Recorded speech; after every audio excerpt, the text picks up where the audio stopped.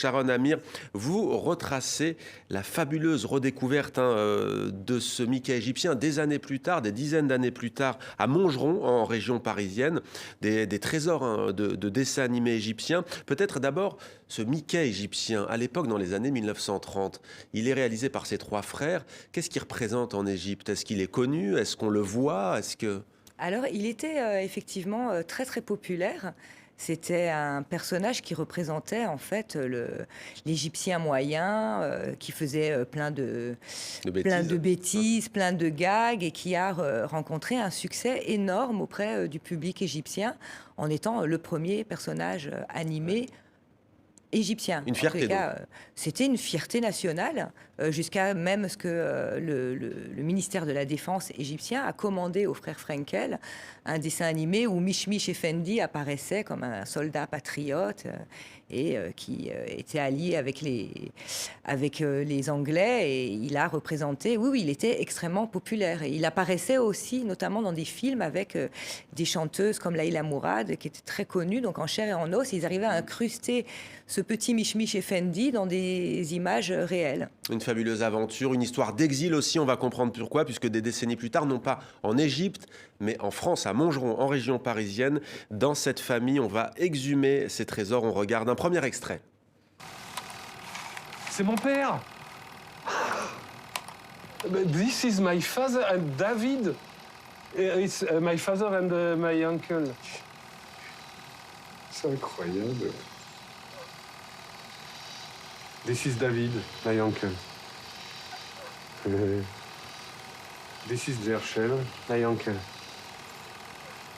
So there were three brothers? Three brothers, yes. They behave like actors here. Well, they wanted to be actors. They wanted to make funny movie like Charlie Chaplin, Harry Langdon.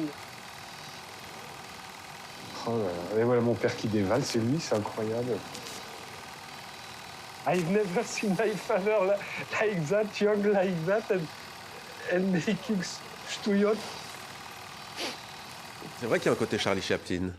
Il y a un côté Charlie Chaplin, et puis il faut savoir que les frères Frenkel, justement, on voit là sur cet extrait, on a retrouvé des images, alors dans un format complètement incroyable, c'est du 9 mm et demi, c'est des espèces de très anciennes pellicules, je crois que ça datait des années 20, avec une perforation au centre, et ça a été très émouvant pour nous, en plus des dessins animés qu'on a retrouvés, des originaux avec des bobines en nitrate, donc il faut quand même savoir que c'est un miracle que la maison n'ait pas pris feu C'est dangereux. en 80 ans, c'est très dangereux.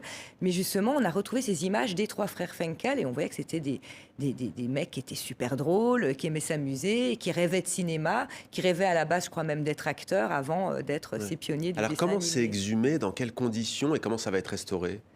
Alors nous, on a retrouvé... Bon, déjà, il se trouve que la réalisatrice a retrouvé cette histoire complètement par hasard, en faisant un jour où elle ne sait pas trop quoi faire, des recherches sur Google sur le dessin animé mondial, et elle retrouve un petit encart, je ne sais plus quel blog, mais en tous les cas, elle a lu que les frères Frenkel étaient les pionniers du dessin animé arabe et qu'ils avaient créé ça dans les années 60-70. Donc ça l'a un peu intriguée.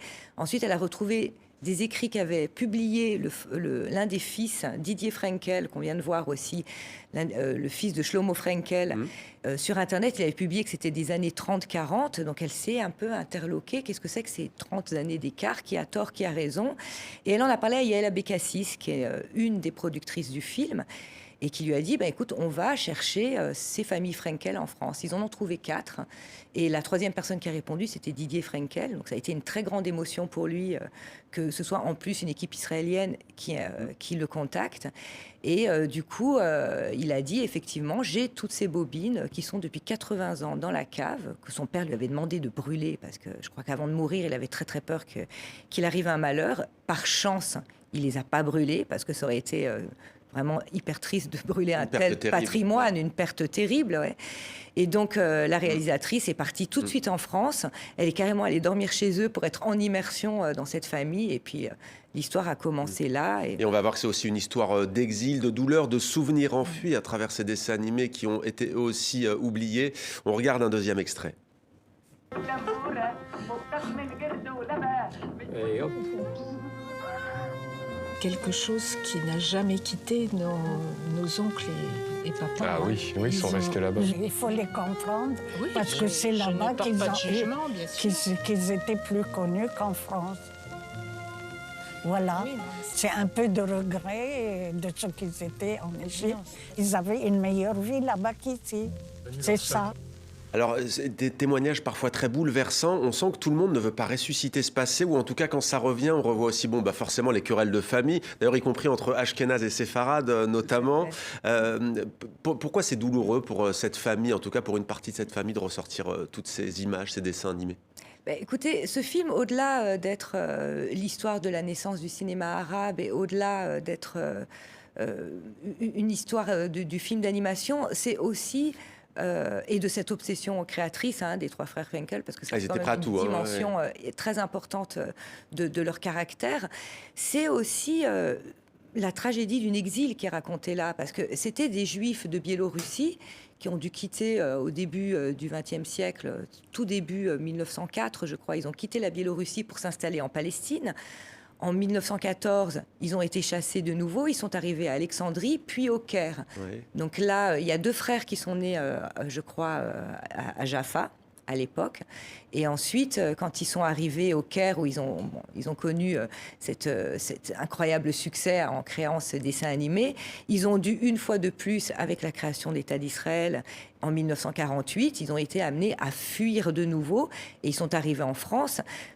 Et la tragédie, c'est qu'ils sont passés de stars incroyables en Égypte avec la réussite de leurs dessins animés à un anonymat et une pauvreté les plus totales en France. Et voir puis, aussi un côté loufoque quand ils racontaient leur projet, qu'ils voulaient continuer en fait mais ils leur n'ont métier. Pas arrêté, ils étaient totalement obsédés. Mais là aussi, cette tragédie familiale, parce que moi je tiens quand même vraiment à parler de Marcel Frenkel, qui est la femme de Shlomo Frenkel, le seul des trois frères qui s'est marié et qui a véritablement souffert de cette obsession créatrice parce qu'elle a finalement été seule à devoir se battre pour élever ses trois enfants. Comme les doigts d'une main, elle répond à chaque fois. Ils étaient unis comme les doigts d'une main, mais c'était trop pour elle.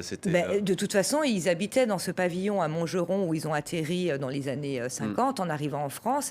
Et il y avait les frères Frenkel qui habitaient en haut, eux ils habitaient en bas et il n'y avait pas de connexion. Il n'y avait pas de connexion. Les enfants montaient un peu, descendaient, à part Shlomo, qui était quand même un super papa et qui était un très bon mari, ça elle va le dire quand même, Marcel.